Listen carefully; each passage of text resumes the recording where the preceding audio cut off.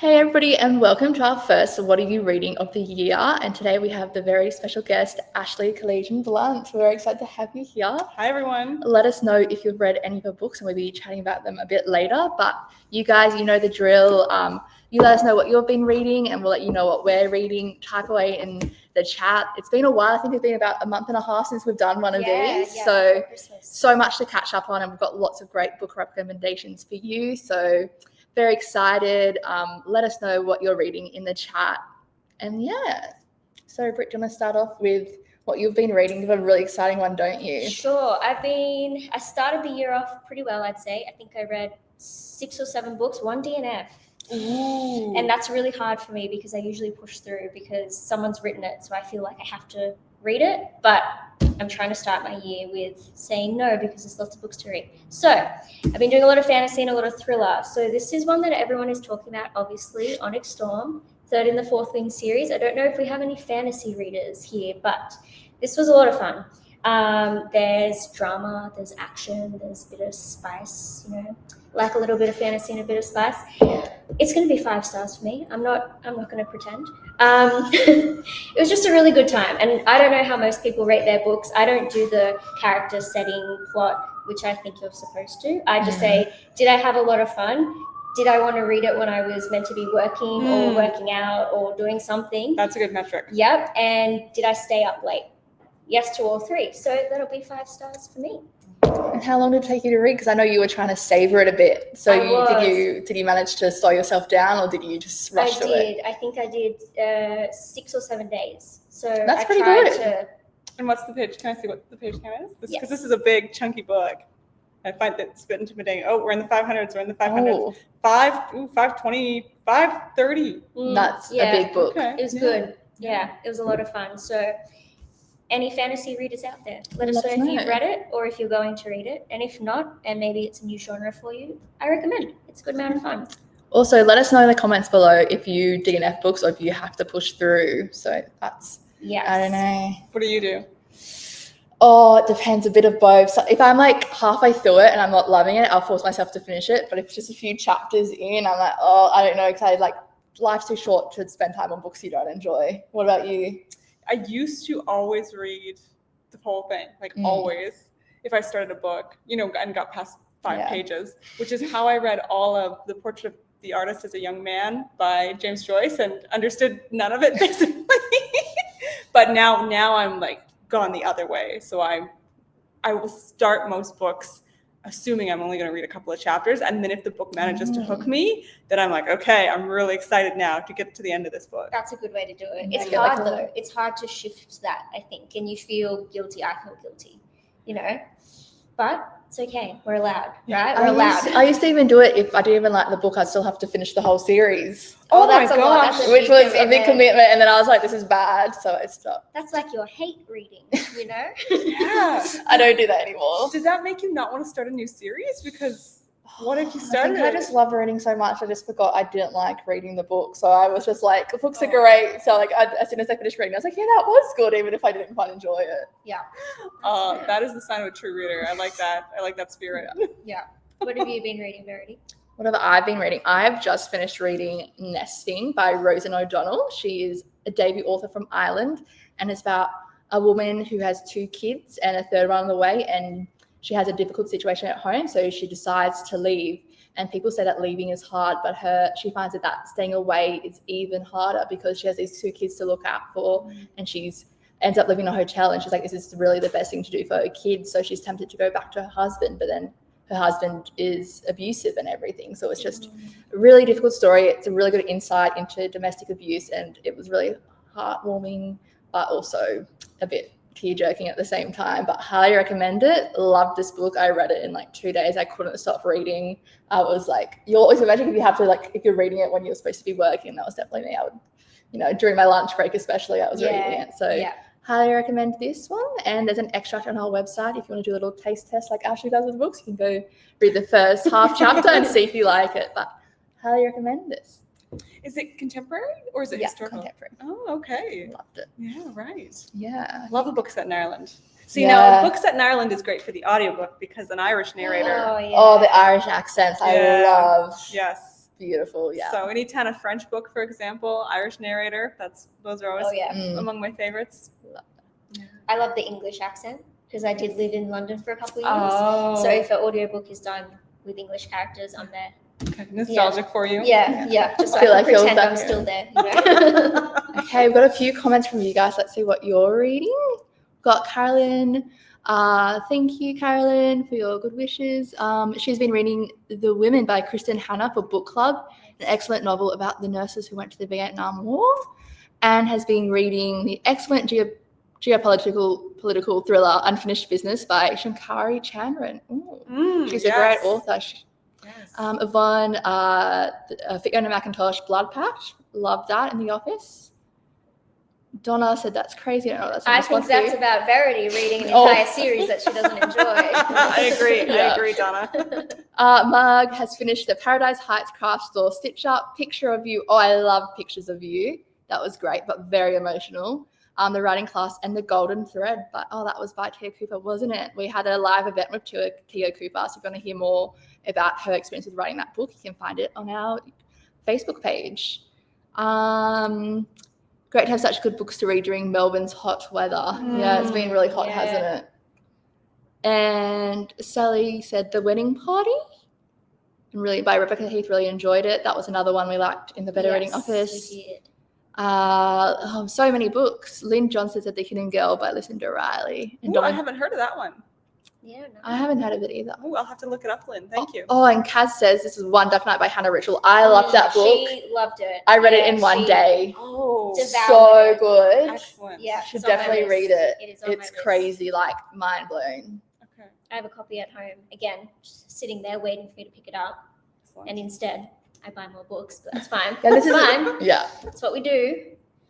I think so. What have you been reading? Yeah. Well, first off, I want to show off my shirt, which you can't really appreciate when I'm sitting down. But see, it's my mother-in-law got me this shirt, and I was like, this is the perfect shirt to wear to Better Reading because of the person who's clearly drowning in a stack of books and is fine with the situation. I think we can all relate to that here. Yes, definitely. Yes, exactly. That's good. Maybe we'll all have to put it in order. It'll be the Better Reading t-shirt. We can just wear it every day. Yeah, just branded at the bottom. Yeah. That's perfect. I love it. Yeah. I'm actually been reading quite a serious book. It's called The Lady's Handbook for Her Mysterious Illness, and it's by an American author named Sarah Raimi. And it was recommended to me a while ago, and I finally got the audiobook.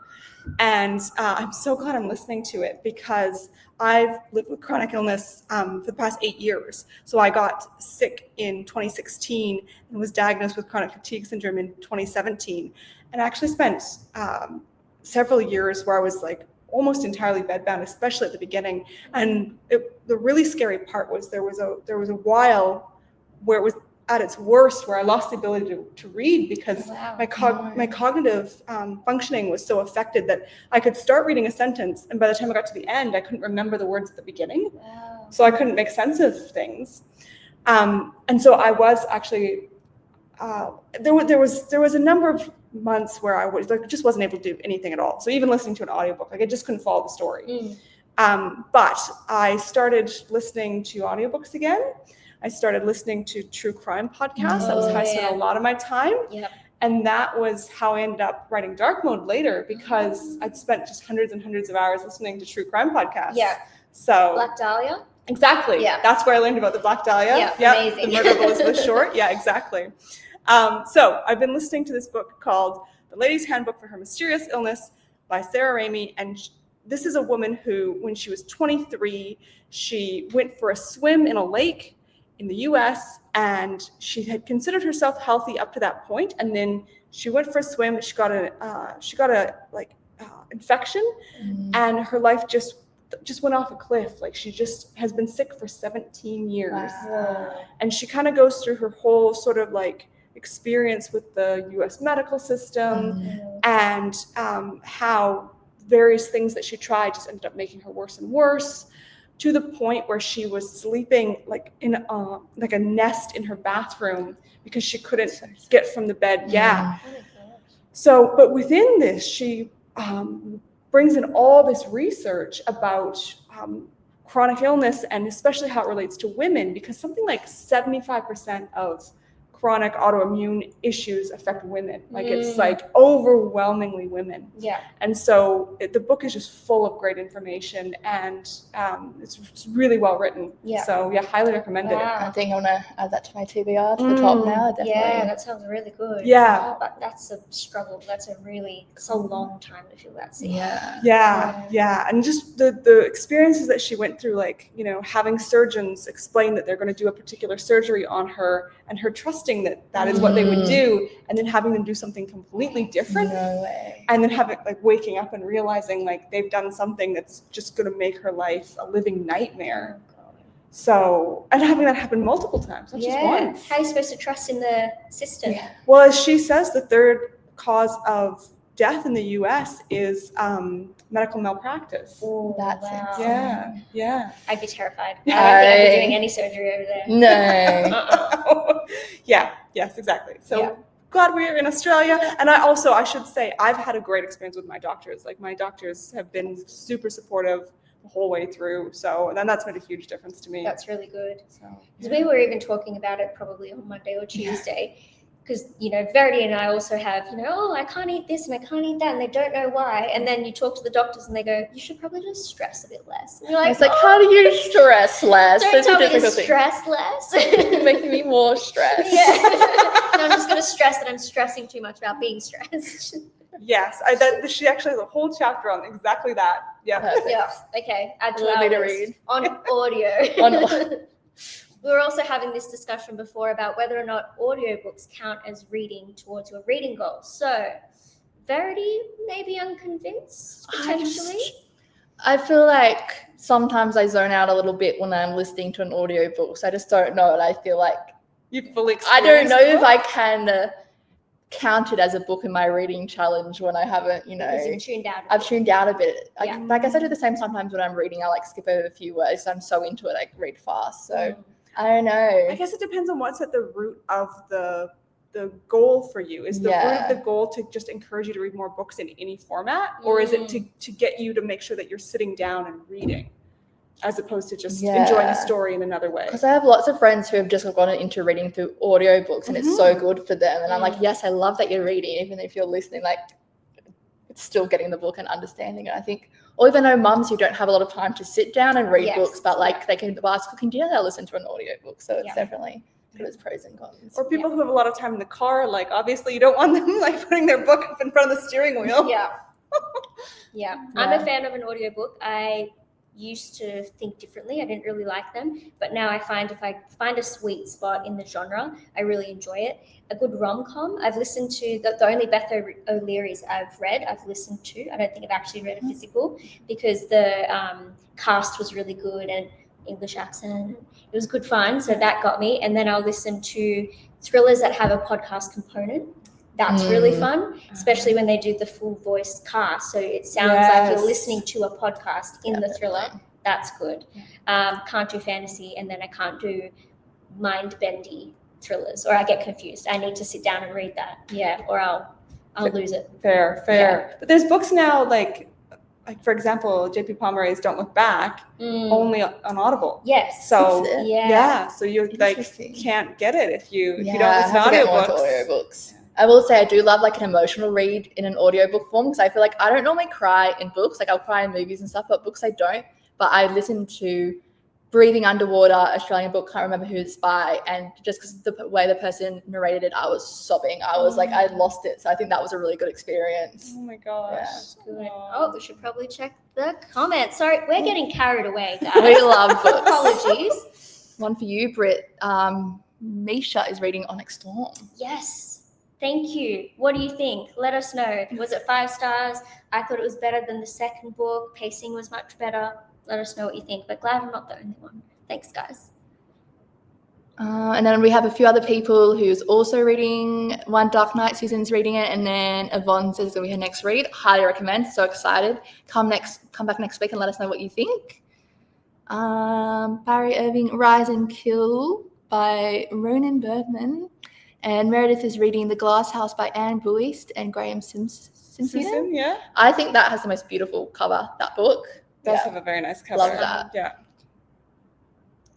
Oh, Donna says when you listen to a song, you don't read it. See? Interesting thought. Interesting. It makes you think, doesn't it? Yeah. You read poems though, which is kind of, I don't Yeah. know. I've one thing though on songs, the song audiobook, Venn diagram. I don't know if you've ever listened to Margaret Atwood's, one of her books, one of her kind of speculative fiction books, like future dystopian. Part of it was about a group of people who kind of had this new religion, and so she'd written these hymns in the book. And so the audiobook producers decided that they would get a choir to set them to music and sing them. I found it really annoying. I was like, I'm not here for this. No. Like, if I wanted to be in church right now, I would go. Yeah.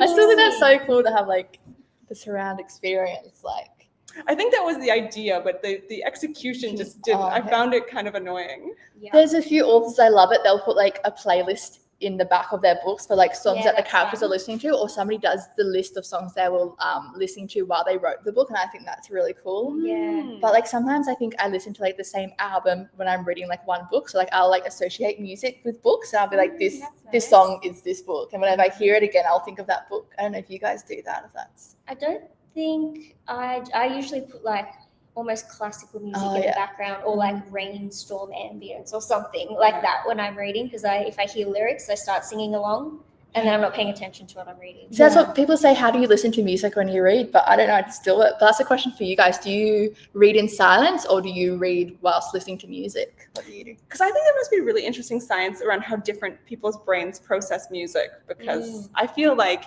anywhere I go where there's music with lyrics, I find the lyrics so distracting. It'd be like having another person who's like just monologuing at us while we are trying to talk about our own conversation. Yeah.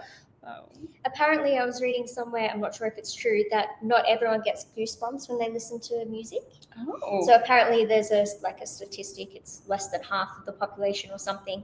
If they listen to a song, you get goosebumps because, like, I don't know, it just has something that sounds amazing, but not everyone physically has that response. And it's something to do with the pathways in your brain processing the music differently. Yeah, because I'm not sure I've ever gotten goosebumps from a song. I do. I do. Yeah, and I'll get. Do you do as well? Okay, all right. That's a statistic. I get it. I get it at church a lot when like everyone's singing to the same song. I think that's really cool. So I think maybe that's why just listening to like a song on the radio, not really, but like when we're all singing it together. Okay, very nice. We deviate yet again, but we have some more comments about that. Marg says she often listens to an audiobook while stitching and then also reads the book, so I can continue the story if I wake during the night and want to read. Oh, that's cool. That's nice. I think with Kindle's linked to Audible, so like if you're listening to the book and you go to the Kindle to the book version, it like syncs to where you're up to, so it's you don't have to like skip through pages, which is really cool. Which is good, yeah. I like that. And then Donna says silence with noise cancelling headphones, and Kaz agrees in silence. All right. That was something I did actually when I was working to rebuild my reading capacity as I was recovering from the illness. I mean, I'm still recovering from the illness, but I would listen to a book and then have it open in front of me as well, so that I could read it, but I wasn't doing all of the work of the reading, I guess, if that makes sense. Yeah, so I found that really helpful. It's really good. Yeah. Well, we might get you to talk about your lovely novels now, seeing as we've just taken the reins on audiobooks and music. So I love audiobooks, very, very passionate about audiobooks. So let me tell you about my books. So Dark Mode is a thriller with a dark web plot. It is set actually in the neighborhood that we're in right now, in Sydney's inner west. And it is about a woman named Reagan Carson. She runs a small garden center, and she's very, very good with plants. She has trust issues with people, and she kind of puts all her energy into plants. At the very first chapter, she goes out for a run right near her home, and she's 4 blocks from her apartment, and she's in this laneway, and she finds the body of a woman who has very clearly been murdered, and it's drawn from the Black Dahlia case in the United States, which is famously still unsolved. And Reagan immediately notices that this woman looks just like her, like could be her twin. And she immediately thinks, oh, this has something to do with her past. So Dark Mode has been optioned for screen. It's so exciting. Yeah, I'm very excited. And it was just announced that they got the producers got a big infusion of funding from Screen Australia. So a good sign for the project. It's the same team that did J.P. Pomeroy's In the Clearing. Oh, and that was amazing. Yeah, for Disney Plus. Yeah, so yes, so I'm really exciting. hoping they can do the same treatment for dark mode. And then my brand new book, which is just out last week. It's only been out for a week now. This is Cold Truth. Cold Truth is a chiller, so it's a psychological thriller in a cold climate. It's set in Winnipeg, Manitoba, which is where I'm from, in Canada. And I'll tell you the reason I moved to Australia. So one winter, every word of this is true. One winter, it went to minus 40 degrees. No. I don't know. It does that every winter, but it stayed there for 3 months. And my mother would have the Weather Channel on, the TV in the kitchen. Yeah. And every week it would have the 2-week forecast, and it would show minus 40, minus 40, minus 40. And then at the end of the graph, it would just go up at the end to like, minus 5. And I was like, okay, it's going to be minus 5 in 2 weeks. Except the graph stayed like that for the full 3 months. That's so bad. And I realized that was not a weather forecast. That was an anti-suicide initiative. Like, wow. Wow. That makes sense. It was a bad winter. Yeah. Oh, I could do it. I couldn't. Like, if it went to plus 40 here and then just stayed there every day. For 3 months? Yeah. No, thank you. Yeah. People wouldn't leave the house. Oh, yeah, no, they didn't. Yeah, because I worked in a bookshop at the time, and like our older regulars just stopped coming, and we just didn't see them till spring. Like it was a bad year. So Cold Truth is set in that kind of climate. It is about a Winnipeg City tour guide who knows all this kind of really interesting stuff about the city. It's such a strange and bizarre city. So her father goes missing under very suspicious circumstances, like chapter 1, page 1. And she contacts the police, but they just don't prioritize the case, which is actually, not uncommon with missing persons cases.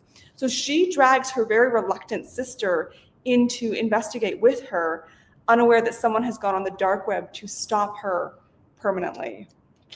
So that's Cold Truth. I'm really, really excited that's out. It's had some really lovely reviews already. I know that a lot of you actually got to read it in preview, and I got to read through all your reviews the other day, and you guys were loving it. And whilst we're on the topic of preview, I just want to let you know that we've been having heaps of previews. They're back again. There wasn't many at the end of last year, but now we've got all these books coming out, so there's lots. If you don't know what preview is, it's where you get a chance to sign up and receive a free arc of a book, and you get to read it early before it's come out, which I think is really cool. To be like one of the first people to get your hands on a book, and then you get it and you just review it, and then it goes onto the Better Reading website. And the way you can sign up is Wednesday, our newsletter comes out, and it'll give you a link to where you can sign up, and then we choose the winners, just randomly selected, and you'll find out on Thursday. So definitely sign up for that. It's really cool. We've got some really exciting books that are happening for preview, so definitely sign up for that. Yeah, we had very good response with all of our ARC readers for Cold Truth. So it is my next read. I have read Dark Mode. I read it, I'm pretty sure the year it came out actually, and I was traumatized. I definitely messaged some of my other friends who had just read it too, and we considered not going on social media for a very long time, or the internet, closing our bank accounts, living off the grid. So I'm excited to feel like that again. I was talking to my friend about these books. We're like, maybe this will be the way that we get our screen time down, because our screen time has been really bad recently. So we're like, we should read this and it'll scare us off our phones. Yeah, exactly. And then we'll just read more books because we'll have less time spent on our phones. Yeah. No one will know we exist because our digital footprint will be perfect. Yeah, perfect. Maybe not great for business if we all disappear, but just kidding. We're staying put. Do we have any other books this week to talk about? Yes. Where the Heart Is by Nicola Marsh. That one's going to come up on the screen. Thanks, Ollie. So this is a real romance, perfect for fans of Carly Lane and Mandy Magro. And basically it's about marriage of convenience, about Mila. She's going to get married just to save her farm. At the last minute, that falls through, but then her brother's best friend turns up and has a solution, but she's not sure. But as they're trying to work to save the farm, kind of they start to get attracted to one another, and it's like, can they trust one another and go through with it and save the farm at the same time? So highly recommend. I love a good real romance. So how many dragons are in it? Zero. Then I won't be reading. Won't be reading because there's no dragons in it, but I will be reading it because there's farms in it. Yes, Oh. I like to fantasize that I will one day go and live on a farm, but for the moment I get to live on farms through reading books. Yes. So This is Verity's Farmer Wants a Wife audition. yes. Via books. Via books. Oh, that's great. I love it. Yes. And we've got a few more comments. Margaret says if she really enjoys a book, she loves to hearing it again on audio, e.g. lessons in chemistry. Yeah. And Julie Goodwin's Your Time Starts Now. Julie does her own audio. I was reading two words at once. Sobbed my heart out listening to her retelling her story. Yes, I can relate to sobbing to audio stories. When a memoir writer reads their own book, it's really, really like impressive because you get the author basically talking directly to you. Telling their story. And that book I was talking about by Sarah Raimi, she reads the first 3 or 4 chapters, and then there's actually a break where she says, okay, listeners, like, I'm just not well enough to read the whole thing. Wow. So we're going to have someone come in and read the rest because that's just my reality. Yeah. And I really liked that, the audiobook producers let her do that because I think that really highlighted how people with invisible illness and chronic illness like want to be able to take part in things, but it's just not physically possible for them to do as much. And that's authentic and realistic. And I like that. That's powerful. Yeah. And it was the first time I'd seen that where they had multiple narrators for, like one story. Yeah. For a memoir. So Ooh. yeah. Okay. Makes me want to read it more and more. On audio. And then Donna says, talking about the cold weather, she's like, I love cold weather, but that's a tad ridiculous. Yes. I relate. I love an Aussie winter. I love the cold, but I can't do much cold. Like I find 10 degrees cold. And I was living in Germany 2 years ago and people are like, you're cold right now? I was like, yes, I'm Australian. We can't deal with anything below 10 degrees. That's freezing for us. But our homes aren't built for it. So I feel like we feel cold in the winter here because the houses let in the cold. Yeah. Where same thing when I lived in Europe, we'd walk around in shorts and a t-shirt in the middle of winter because we had a radiator. I had friends come and stay from Norway and like, we'll be fine. Like an Aussie winter is warmer than our summer. And then they came here like, no, the Aussie winter is humbling. The cold is humbling. They were freezing. But then again, we haven't been in minus 40. So I don't think we can complain to the one person here who has. So let's just. I was trying to remember what the coldest temperature I've ever personally been outside in. And it must be, I think, probably minus 43, if not colder. Like I just can't even imagine that. It's and some Australians say to me, oh, but like minus 10 and minus 30, like, is there really any difference? Yes. It's like the same differences between plus 10 and plus 30. That's how math works. So does it make perfect reading weather when it's that cold? Oh, well, if you're sitting in by the fire with a cup of hot cocoa, absolutely. That's what I love. I love curling up in the winter with my doona and a chai and a good book. Like maybe we should move to Canada. Yeah. Just never leave the house. That's it. Do you have another book you've been reading? Ooh, me personally? The Jam Maker. Oh yeah, the Jam Maker. Yes, that will come up on the screen. Yes, can we get that up on the screen? Yeah, already there. Oh, it's already there. Sorry, guys. I did write myself a little note because I don't have it in front of me. But this is about secrets and lies and the sweet taste of survival. So the book is set in 1874 in Tasmania, and Harriet disguises herself as a boy so that she can work at a jam factory. But as danger surfaces, she must risk everything to secure a safe future. I don't want to give much away for this book. I think Verity may have read. Did you read that as well? No, that was the one Ollie read. Oh, that's an Ollie. But I started to read it. I haven't finished yet, but it's by Mary Lou Stevens, and I know you guys love her. She's a great author. I also love historical fiction, so definitely. Yes, it'll be on the list. I think keep an eye out because we will have an article up. I think.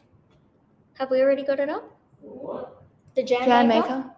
Well, we'll have something on the website. Don't know if you can hear Ollie over there, but keep an eye out. We'll have it on the website. I was sure you were going to say that it was about the sweet taste of jam. I was like, ooh, that sounds good. That's what I originally thought the Jam Maker might be about, but no, I thought it was a cookbook. I just think it's crazy. Like it's a whole nother world where like the fact that she had to be a man to be able to work is just crazy in the way. And the fact that she got away with it for 4 years, like it's just insane. I just think I'm so intrigued by that. I love historical fiction. I love getting to know like what our world was like before, back in the past. This is why it's right up Verity's alley. I think I deviated from my normal genres here, but Verity loves it. Yeah, I love it. And we've just got the Jam Maker. If you want to know more about it, Ollie's just put a link in the chat. So thanks, Ollie. Thanks, Ollie. And I think it's time to do our last book. It's The Life of Sutton by James Leonard, and that's on the screen. So it's about Sutton, and basically his fiance just leaves him all of a sudden. He did not see it coming. So he decides to go traveling. He leaves Sydney and he goes all over the world. He goes to Paris, he goes to London, he goes to Winterthur in Switzerland. And it's just about him finding his purpose and coming of age and just having to deal with everything going on when the person you thought you were going to spend the rest of your life with just all of a sudden leaves. So highly recommend reading that, The Life of Sutton by James Leonard. And I think we've got one more comment. If anybody else has any other books they want to let us know about before we wrap up. But Kathy says she's reading Among the Grey Gums by Paula Bevan. That's also another one with a beautiful cover. I do love the cover of that book. But yeah, thank you so much, guys. We're really excited to have What Are You Reading back on. We'll be back next week, Thursday. 2 p.m. 2 p.m., you know the drill. And Cold Truth is out now, so definitely check it out. I can't wait to hear what you think of it. Oh yeah. Britt and Britt and I are fighting about who's going to read it first. Yeah. We might have a little book club and do it. Oh yeah, book club. If you want to join our book club, we'll be reading it probably next week. Yeah, we'll post updates onto Amazing. our Instagram. So check Yeah, out the Better actually. Reading Instagram. Yes. And also, if you want to read, I think it was a Q&A with Ashley, that's on our website. Yes. So yeah, thank you so much. And big thank you to our guests. Oh, thanks for having me. Thanks, everyone. Lovely to connect with you. Thanks, guys. Bye.